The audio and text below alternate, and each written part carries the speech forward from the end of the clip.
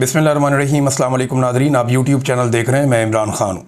Nadreen, सबसे पहले पाकिस्तान में भी यही कानून चल रहा है कि जिसकी लाठी उसकी भैंस, और कम से कम उस दिन तक तो यही कानून चल रहा है जिस दिन तक पाकिस्तानी ये लाठी अपने हाथ में नहीं ले लेते।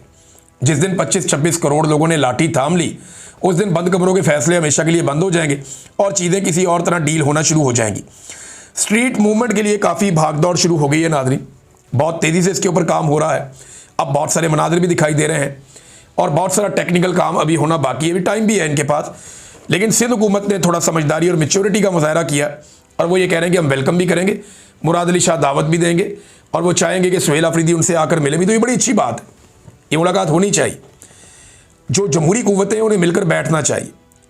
चाहे कुछ लोग इस वक्त एस्टेब्लिशमेंट के टुकड़ों के ऊपर हैं, लेकिन देखें हैं ये सारे लोग सियासतदान हैं। अल्टीमेटली मुल्क इनको चलाना चाहिए, ना कि एस्टेब्लिशमेंट को। अगर ये मिलकर बैठते हैं तो एक जंग के बाद भी लोगों को टेबल पे ही बैठना पड़ता है, तो अच्छी बात है, टेबल के ऊपर बैठें, टेबल टॉक करें। सियासतदान यही करते हैं।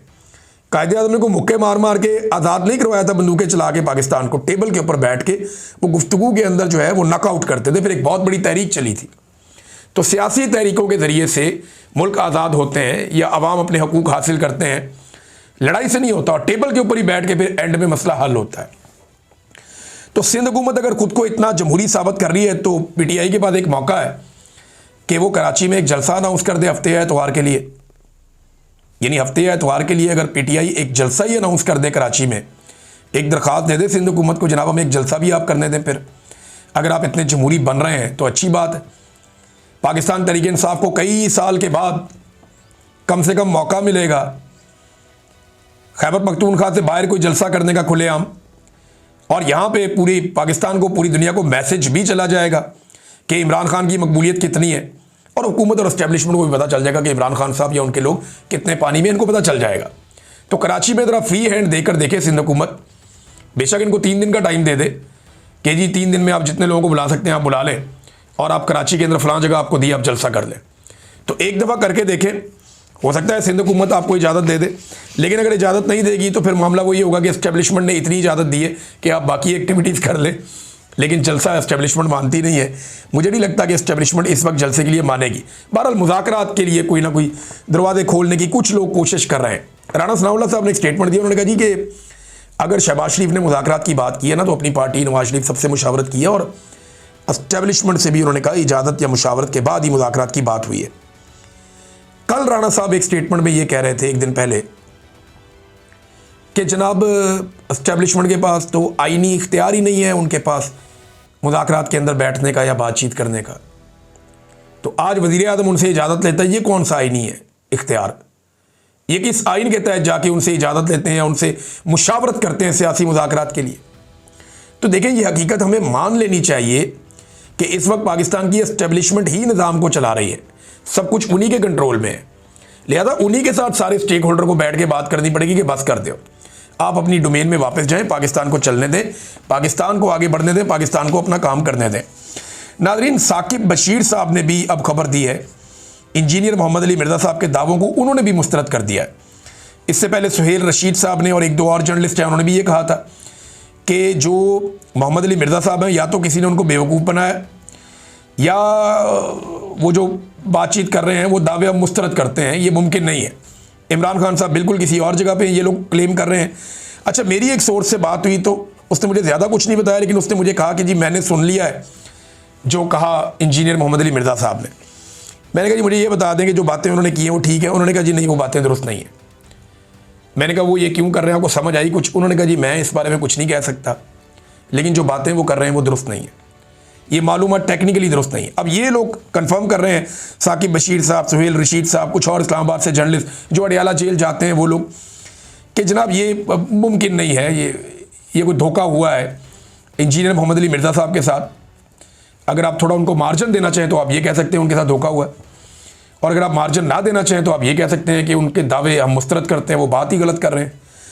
लेकिन मोहम्मद अकरम नामी एक असिस्टेंट जेल था, असिस्टेंट सुप्रिटेंडेंट ऑफ जेल था, उसको जबरी तौर पे लापता कर दिया गया था। सिर्फ इल्ज़ाम ये था कि उसने इमरान खान तक कोई पैगाम पहुंचाया या इमरान खान का पैगाम बाहर निकाला। और यहाँ पे इंजीनियर साहब इमरान खान साहब की बातें सुन रहे थे और वो कहते हैं जी मुझे सारा कुछ पता भी है।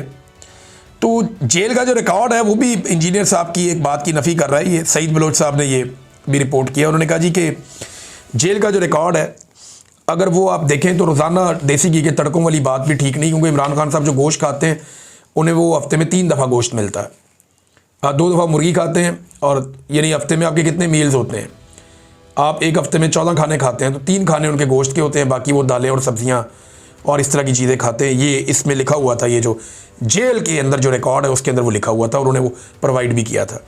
वो कहते हैं जी वो जो देसी घी के मुर्गे वाली बात है रोज़ाना की बुनियाद पे, वो बात ठीक नहीं है, वो बात गलत है। ये भी उन्होंने एक और साहब ने ये तस्करा करते हुए ये बात कही है। बहरहाल इंजीनियर साहब को थोड़ा सा रुजू करना चाहिए, ध्यान करना चाहिए। ये चीज़ें फिर बाद में नुकसान पहुँचाती हैं। उनका जो अपना मकसद है या अपना काम है वो इससे बेहतर है, तो वो इस काम के चक्कर में अपना जो असल काम है उससे वो दूर ना चले जाएं या उसको कंट्रोवर्शियल ना बनाएं, ये बड़ा ज़रूरी है। नाज़रीन, आज़ाद कश्मीर में जो 3 माह की डेडलाइन थी वो ख़त्म हो गई है, और मुतालबात अभी तक पूरे नहीं हुए। वादों के मुताबिक चीज़ें नहीं हो पाई। अब दोबारा से आज़ाद कश्मीर की जो जॉइंट एक्शन कमेटी थी वो बैठेगी।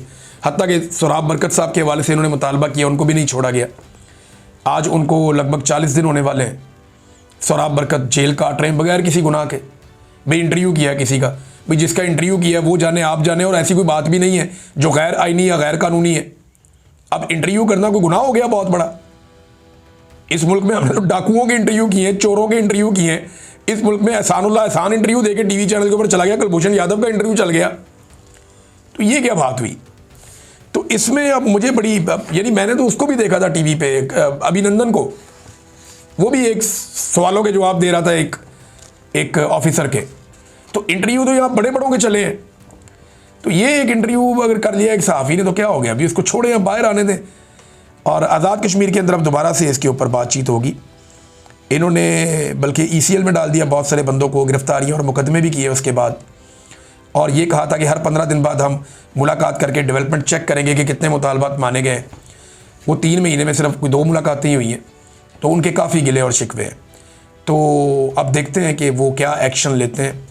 तो अवामी जॉइंट एक्शन कमेटी अब दोबारा बैठेगी। तो अमेरिका में भी आवाज़ें उठ रही हैं रिजीम चेंज ऑपरेशन के ख़िलाफ़। ये जो वेनेज़ुएला में हुआ है, अब कुछ लोग इसको बहुत पॉजिटिव कह रहे हैं कि अमेरिका ने बहुत बड़ा छक्का मार दिया है, बहुत सारे अमेरिकन बहुत खुश हैं।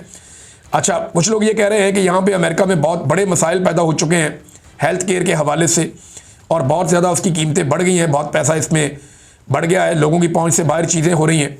तो इस वजह से तवज्जो हटाने की एक कोशिश है। कुछ और केसेस हैं जिनसे तवज्जो हटाने की कोशिश है। सब अपनी अपनी बोली बोल रहे हैं, लेकिन जो अमेरिकन गवर्नमेंट ने किया है ये अमेरिका को तो फ़ायदा ही देगा। उसकी वजह यह है कि अमेरिका ने बेशुमार पैसे का रास्ता खोल लिया। अगर वो इस पर काबू करके रखेगा ना डोनाल्ड ट्रंप और अमेरिका, तो अमेरिका में डॉलर इतनी तेज़ी से आएंगे, पैसा इतनी तेज़ी से आएगा कि कमाल हो जाएगा। और यूरोप इसके ऊपर बोला भी नहीं। अच्छा, एक सवाल और उठाया जा रहा है। फ़र्ज़ करें रशिया जाके यूक्रेन में यही हरकत कर देता है जो अमेरिका ने कर दी वेनेज़ुएला में। एक बड़ा खौफनाक ऑपरेशन प्लान करता है, ज़ेलेंस्की को उठाता है और वहाँ से लेके रशिया पहुँच जाता है। तो फिर दुनिया का क्या रद्द-ए-अमल होगा? या आप सोचें ताइवान में चाइना यही कर देता है, अचानक से जाता है, अटैक करता है चाइना ताइवान के अंदर, या आप किसी और मुल्क में समझें, या आप ये समझें शुमाली कोरिया जाता है और जापान के अंदर से इसी तरह उठा के ले जाता है वहाँ की गवर्नमेंट को। तो इसका आप मतलब क्या समझेंगे? ये ना दुनिया ये सवालात भी उठा रही है साथ साथ। लेकिन एक बात हमें दुनिया के बारे में जाननी चाहिए, और वो उर्दू की एक सादी सी मिसाल है, जिसकी लाठी उसकी भैंस। अब तक इतनी, अपना ख्याल रखिएगा, अपने इस चैनल का भी। अल्लाह हाफ़िज़।